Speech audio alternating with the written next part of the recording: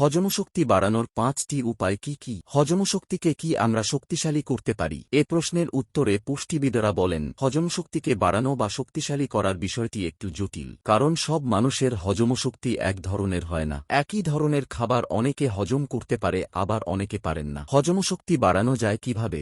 একেক জনের মেটাবলিজম বা হজমশক্তি একেক রকম হয়। অনেক সময় দেখা যায় যে একই রকম খাবার খেয়েও একজন মোটা হয় কিন্তু আরেকজন হয় না। এক পর্যবেক্ষণ।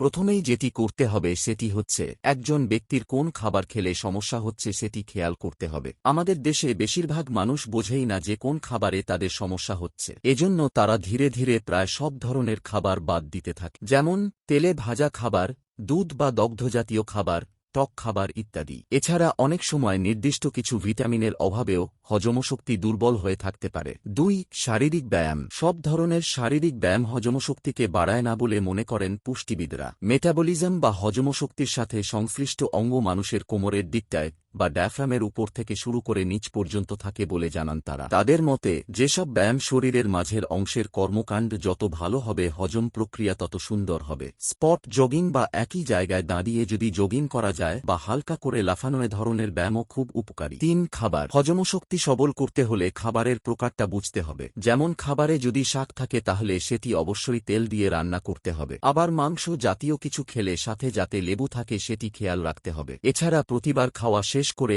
অল্প পরিমাণ লেবু পানি খেলে সেটি হজমের ক্ষেত্রে খুব ভালো কাজ করে। এছাড়া খাবার খাওয়া শুরু করার আগে জিহ্বাতে অল্প একটু লবণ স্পর্শ করিয়ে খাবার খেলে সেটিও হজমে সাহায্য করে। ৪. পর্যাপ্ত ঘুম। রাত জেগে থাকাটা হজমের ক্ষেত্রে মারাত্মক প্রভাব সৃষ্টি করে বলে জানান পুষ্টিবিদরা। রাতের বেলা এমনিতেই পরিবেশে অক্সিজেনের পরিমাণ কম থাকে, সেই সাথে রাতের বেলা ফুসফুসের বেশিরভাগ অংশ অব্যবহৃত থাকে, যার কারণে পুরোপুরি শ্বাস নেওয়া সম্ভব হয় না। আর জেগে থাকলে মানুষের সব ইন্দ্রিয় কাজ করে বলে শরীরে অক্সিজেনের ঘাটতি তৈরি হয়, যা হজম প্রক্রিয়ায় বাধা সৃষ্টি করে। ৫.